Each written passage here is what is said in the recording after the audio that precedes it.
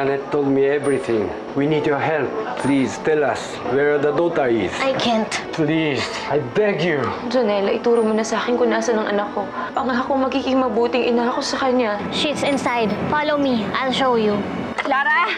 Lara! Lara's gone. My daughter is gone. Hindi ba napag-usapan na natin? Kakalimutan mo na si Ophelia? Eh bakit ba ayaw mo kasing sabihin sa akin? Nasistress ako sa pag-aalala, sa kakaisip, kung ano ba talaga ang kailangan ng babaeng yun kay Ophelia. Yung babaeng yun, yung tunay na ina ni Lara. Hello, Ophelia, nasan ka? Nandito ako sa labas ng apartel, pero wala ka. Bakit ko sasabihin sa'yo, tinatraidor mo ako? Akala ko baka kampi kita.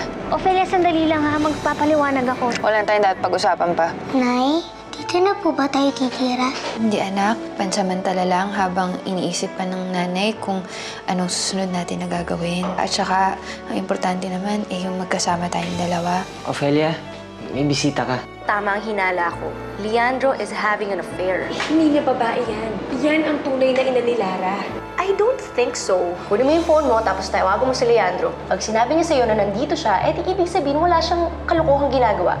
Pagka naman nagsinungaling siya, ibig sabihin may mali siya. Hello, Han? Asan ka? Ano, nandito ako sa farm. Nag-inventory kasi ako eh. Farm? Nangako ako na sasabihan ko siya kapag nakita kita. Ano na naman tong gulong pinasok mo, Ophelia? Lara, halika.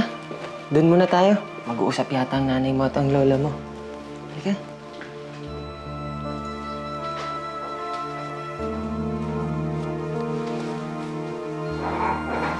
Nay, Ano bang nangyayari? Umamin ka nga sa akin. Paano kita matutulungan kung hindi ka aamin?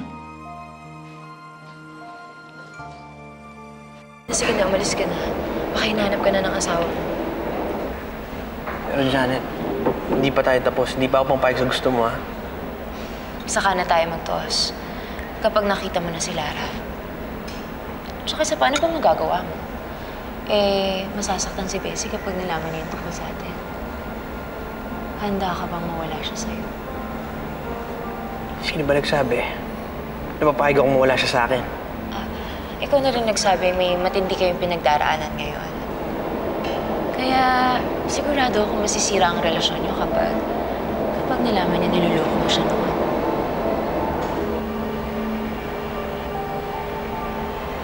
Kaya mamili ka. Si Lara o ang asawa mo? yun ang buong katotohanan, Nay. Si Leandro ho talaga ang tunay na ama ni Lara. Nay, hindi ko lang ho sinabi kasi ayoko ho magkagulo. Hindi ko na rin ho sinabi sa inyo, Nay, kasi ayoko naman na madami kayo. Diyos ko. Alam ba ito ni Bessie? Di ko alam na pero si Leandro ho, alam na ho niya.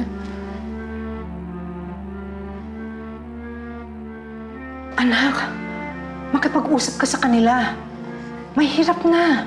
Baka mamaya ikaw pang maipit. Pag nagkademandahan, dehado ka. Wala tayong pera. Na yung iniisip ko kasi si Bessie. Ayoko naman ho na mag-away na naman sila ni Leandro dahil sa amin ni Lara. Wala ka rin basta karapatan kay Lara. Kapag nakuha na natin siya, hindi ko basta ibibigay siya sa'yo. Leandro, makinig ka sa akin. Iniwan mo na ako noon. Inagrabyado mo ako. Hindi ko nahahayaang maulit pa yun. Kaya hanapin mo si Lara at ibigay mo siya sa akin. Dahil kung hindi, sisirain ko talaga kayo ng pamilya mo. Look, hindi mo ako matatakot. Kung natatakot ka, problema mo na yun. Dahil nagsasabi ako na totoo. Well, mas maraming mawawala sa'yo.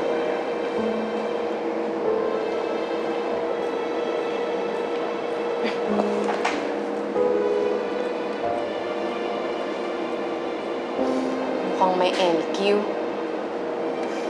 Confirmed. May ibang babae ang asawa mo. So ano? Sigurado naman ako naniniwala na kayo sa akin, di ba? Hindi naman porket nagsinungaling si Leandro sa telepono, ibabaan niya na agad yan. Hindi. Gusto mo makasigurado. Sundan natin siya.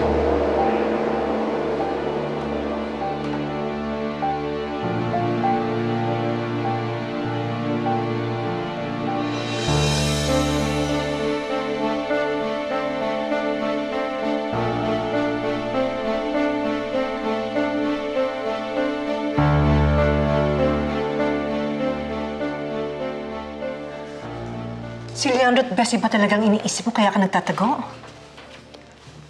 Sa totoo lang, Nay, ang dami ko po talagang iniisip eh. Siyempre, ayoko mawala sa akin yung anak ko. Tapos, natatakot naman ho ako. Kasi ayoko naman na magalit sa akin si Leandro. Tapos si Bessie, ayoko na kami na naman dahilan ni Lara kaya mag-aaway sila mag-asawa. Eh kung sarili mo naman kayang isipin mo, baka mamaya yan, makulong ka pa sa ginagawa mo. Anak, mayaman sila. Pamilya sila ng abogado.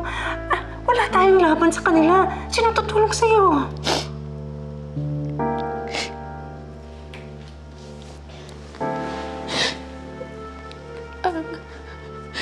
Si Andrew, Nay, nangako naman ho siya sa akin na tutulungan niya daw ho ako eh. Hanggang kailan kanya tutulungan?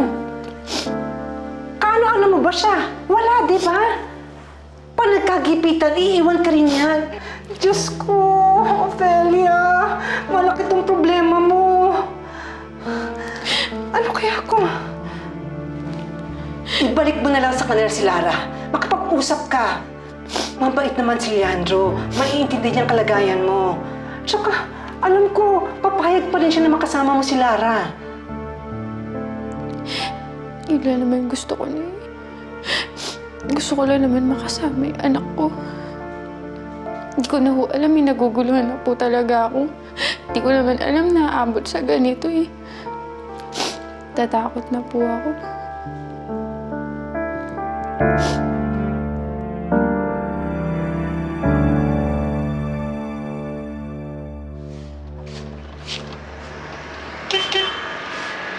Manong! Pwede mo magtanong, saan ho ba dito yung Green Olio Restaurant, yung dating nagsara na? Doon po sa pangalawang kanto. Katabi niya po yung tindahan ng balisong. Balita ko, nabili na yan eh. Iba na may-ari eh. Ganun ho ba? O sige, salamat na lang ha. Sige.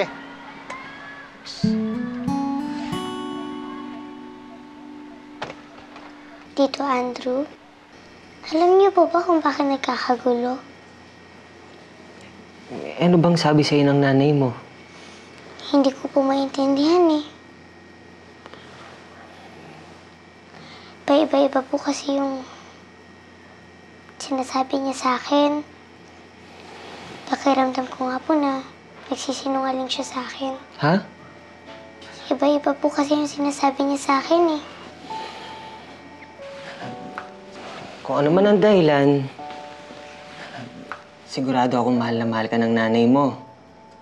At kung ano ang pinagdadaanan nyo, dahil sa mahal na mahal ka niya.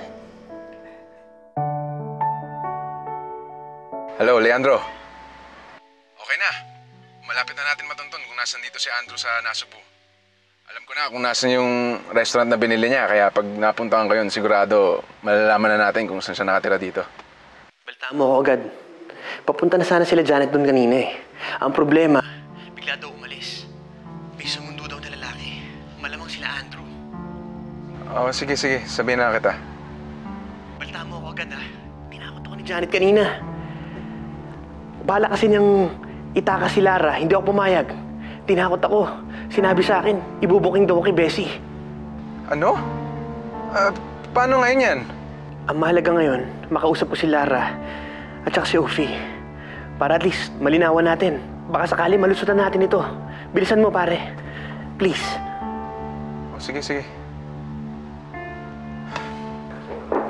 Oh, Iho. You're back at last. Mom, Dad. Ay, Iho. Anong ginagawa niyo dito? Well, nakausap ko si Bessie yesterday at nasabi niya sa akin yung nangyayaring problema ni Ofelia. So we're here to help.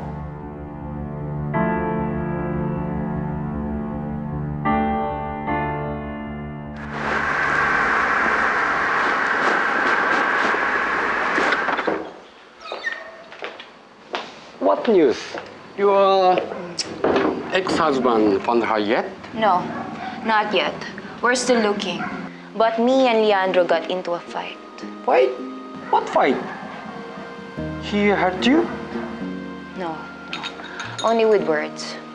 Mukhang sa Payuki yung kabit ni Leandro. Ayun, ano ba yan? Boyfriend niya or asawa niya?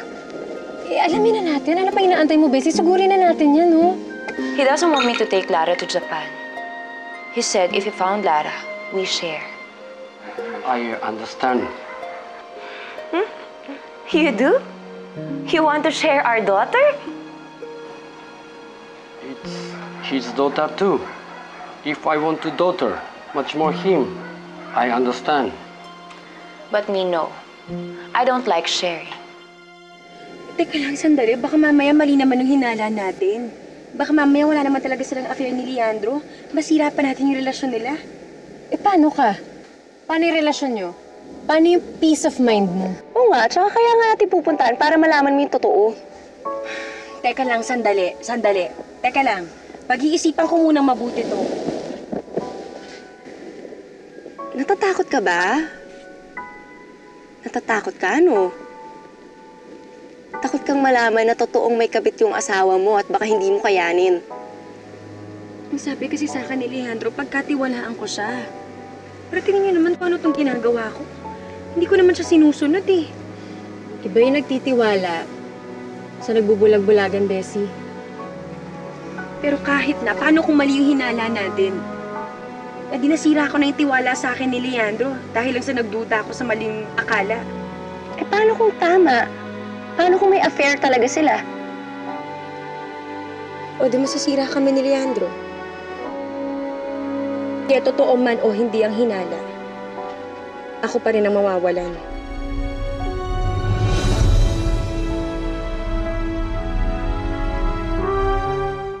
Bes, ang affair parang apoy yan. Pag hinayaan mong lumaki, susunugin ang bahay mo. Kaya hanggat hindi pa malaki, agapan mo na. Tingnan mo kami ng asawa ko, hindi pa kami naghihiwalay kahit na nakadalawang affair na siya. Kasi inaagapan ko bago pa man magsimula. Baka hindi ko kayanin. Baka hindi ko pala kayang malaman yung totoo. Hindi ko kayang masira kami ni Leandro. Hindi ko kakayanin mawala siya sa akin. Kesa namang respeto mo sa sarili mo yung mawala. Bes, nandito naman kami, hindi ka namin iiwan. Ang importante, malaman mo yung totoo.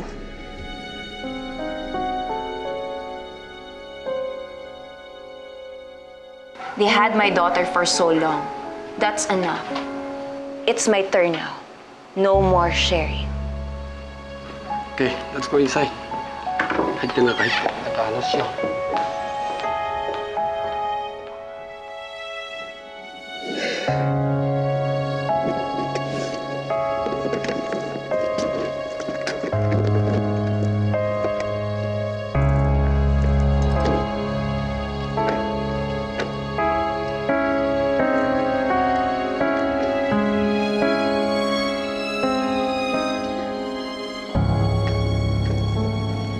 Kawawa naman si Ofelia. Pero parang pamilya na natin siya. Kung custody lang ang problema, may laban siya. Mga abogado tayo, meron tayong pera, meron tayong mga resources at koleksyon. And my firm will handle the case. That's true, anak. We're family and we should look after each other. Kawawa si Lara. Ang sweet ng batang yon. Maiipit lang siya dahil sa panggugulo ng babaeng nag-abandon sa kanya. Malapit na naman matuntun kung nasan si Ofelia eh. Pero this problem, mabigat to. It's not easy to solve. What do you mean? Inabandona ng nanay si Lara. Inampon ni Ofelia. Nagkaroon na ng proper custody procedure. That means, nullified na ang rights ng biological parents kay Lara. At ayon sa korte, si Ofelia na ang tunay na ina. And one more thing, 7 years old na si Lara. Pwede na siyang pumili kung kanino siya sasama. Yes, that's true. Pero nagsinungaling si Ofelia sa family court. Sinabi niya hindi niya kilala ang magulang. So kilala niya? Yes, Ma. But that was 7 years ago. Pwede na siyang magdahilan. Basta manindigan siya sa statement niya. Hindi ganun kasimple ang problema nito. You don't understand, Dad. Well, then make me. Ako, ang ama ng bata. Ako ang tunay na tatay ni Lara.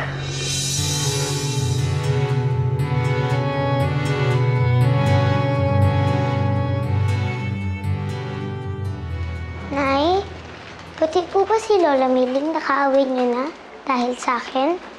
Anak, ano ka ba naman? Bakit ka nag-iisip ng ganyan? Hindi kami nag-aaway ng lola mo. Narinig ko po kayo kagabi sa phone. Nag-uusap kayo ni Ninang Janela. Nag-aaway po kayo. Kaaway niyo na rin po yung kapatid niya. Pati po sila Ninong at Ninang tinataguan niyo. Anak, huwag mo nang iniisip yung mga ganyang bagay, ha? Hindi ko sila kaaway. Doon ka na lang muna. Mag-uusap kami ng Tito Andrew mo. Maglaro ka na lang muna sa likod.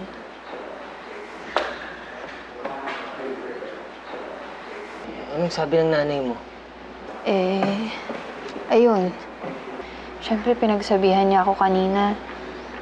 Ang pakiramdam niya kasi mali itong ginagawa ko na pagtago kay Lara. Baka daw sa bandang dulo, ako lang din yung mapahamak. Huwag kang mag-alala. Nandito lang ako. Sasamahan kita kahit anong problema pang harapin mo.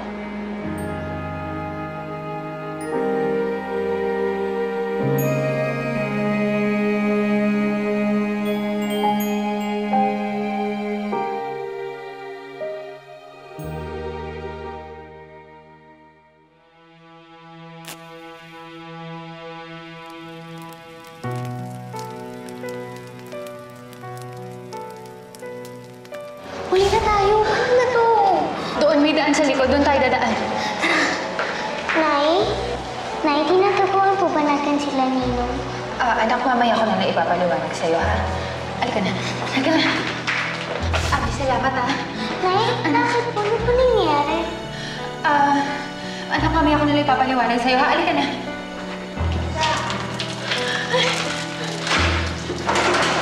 Ofelia!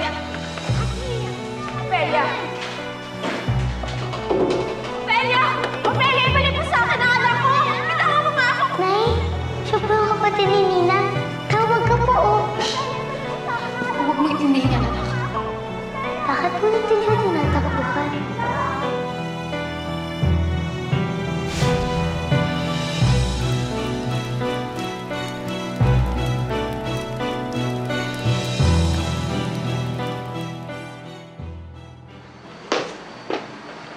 Sige, katukin mo na. Go na! Ma'am Bessie?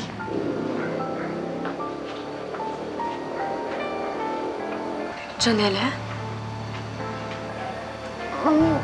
Ma'am Bessie, ano pong ginagawa niyo dito?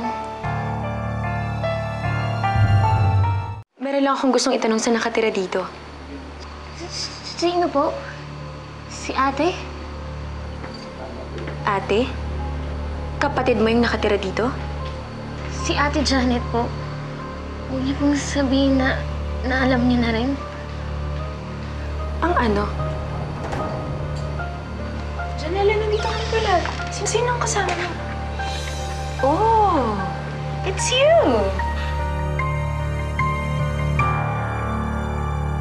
Salamat ulit. Okay. Bakit mo nga pala hinahanap si Andrew? Kasi may farm ho kami sa Tagaytay. Nabalitaan kong magtatayo si Mr. Andrew Alfonso dito ng bagong restaurant, kaya naisipan kong mag-propose na kami na lang magsusupply ng vegetables sa kanya, mga organic products. Wala siya ngayon dito eh. May kontak ka ba niya? Yun nga eh, wala nga ho eh. Pwede ho bang makihingi? Tsaka yung address na rin, para mas maganda kasi Ito, meron nga makausap ko pala siya ng akong personal. nakasave pala dito sa phone. Yan, save mo na. Ito yung number niya.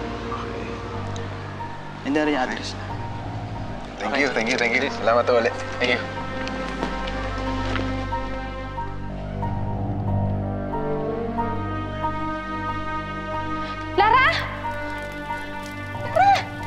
nangyari dito? Lara, ano ka ba? Diba sabi ko sa'yo, huwag kang maglalaro ng apoy? Bakit ka naglalaro ng apoy? Hindi po ko naglaro ng apoy. Lara, ikaw lang ang nag-iisa dito. Hindi po talaga ako. Tumingin ka sa akin. Nagsisinungaling ka, ha? Alam mo, ayoko na nagsisinungaling ka. Tingnan mo, oh. Nasugatan ka pa tuloy. Umamin ka sa akin. Ikaw ba may gawa nun? Ayoko ng sinungaling.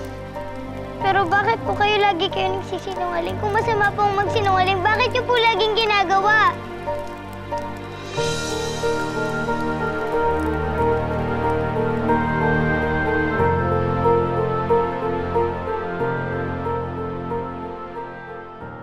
I'm so disappointed with you, Leandro. Paano mo nagawang lokohin si Bessie? Lasing ako noon. I was drunk. That was 7 years ago. Hindi ko ginusto ang nangyari. A mistake is a mistake, kahit gaano katagal pa ito, anak. You have to make it right. You have to come clean. Kailangan mong sabihin kay Bessie ang totoo. Hindi po pwede. Kaka-recover lang namin sa pagkamatay ng anak namin. Masasaktan siya. Magagalit siya sa akin. Of course, magagalit siya sa'yo. Yun ang consequence ng ginawa mo.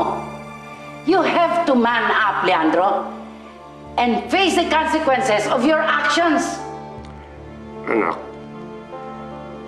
inalaki ka naming may paninindigan. Huwag mo kaming biguin. Harapin mo yung problema. Mas magandang pagdusahan mo ang katotohanan kaysa mabuhay ka sa kasinungalingan.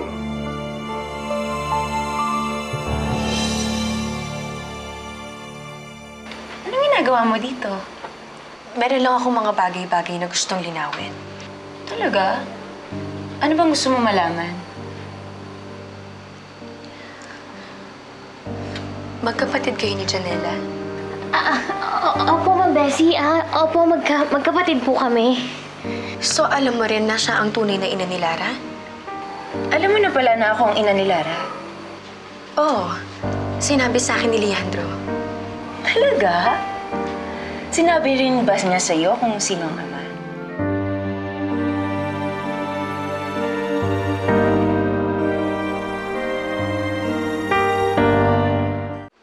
Bakit? Sino ang ama ni Lara? Ate, huwag mo nang sabihin. Hindi pa rin, ate. Nandito na rin siya eh. Bakit di pa magkalabasan? Alam mo kasi, ang hirap ng ang daming sikreto. Ang hirap na may tinatago. Yung nagsisinungaling. Nakakasira ng relasyon. May kinalaman ba si Leandro dito? May namagitan ba sa inyo? Yes. 7 years ago, nagka-affair kami. Ate, tama na yan. Ate! Pero 7 years ago na yon. May asawa na ako ngayon. Nandito ako para sa anak namin. Anak? Sinong anak? Si Lara. Sino pa ba? Ate. Ginawa namin siya ni Leandro ng isang bonggang-bonggang sexy time.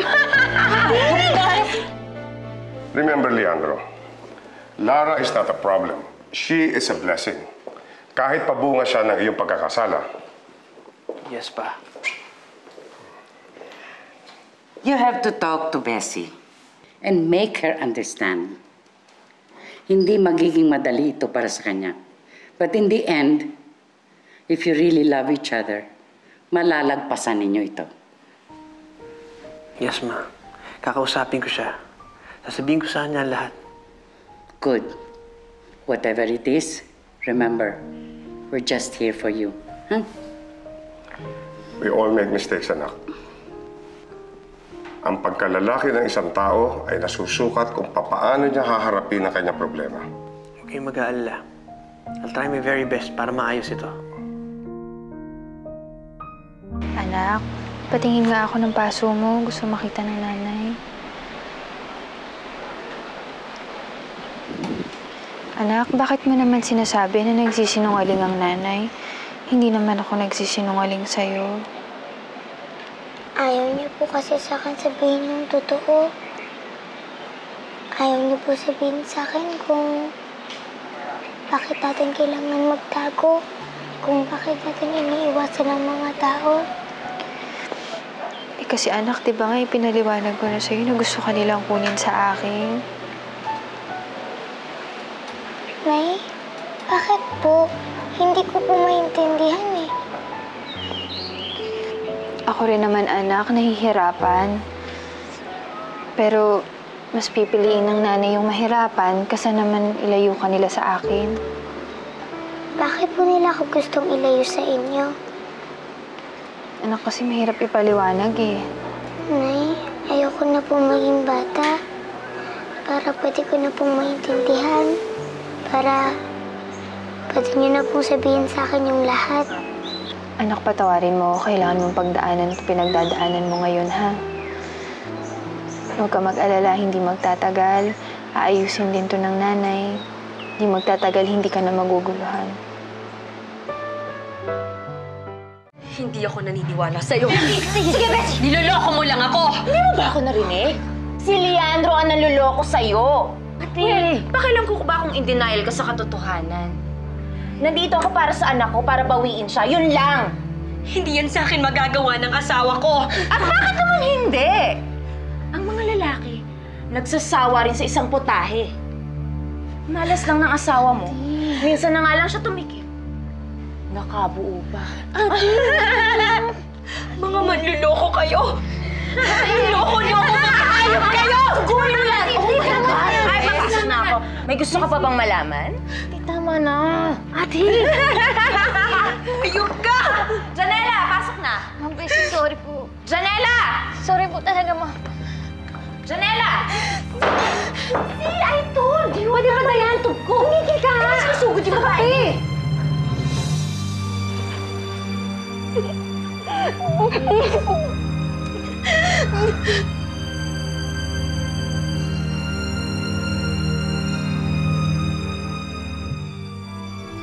Sorry na lang siya at pumatol sa akin si Leandro ng bonggang-bongga. Siyempre, masakit din naman kay Ma'am Bessie. Dapat nga magpasalamat siya sa akin. Winasak ko yung katangahan niya. Naisip ko lang kasi na sa'yo tatakbo si Ophelia at saka si Lare. Wala sila dito. Tito Oscar! Bessie, please. Bigyan mo naman ako isa pang pagkakataon. Mahal na mahal kita. Huwag mo nang dagdagan pa yung sama ng loob ko sa'yo. Layas! Now that mistress is back, para mo pinamigay ang asawa mo. Hindi mo dapat pinalayas. Gusto niya lang makapag-usap kayo, maharap mo sa kanya si Lara. Siguro naman panahon na para malaman ni Lara yung totoo niyang ama. Sige, Oscar. Naiintindihan ko na. Kakausapin ko na si Leandro.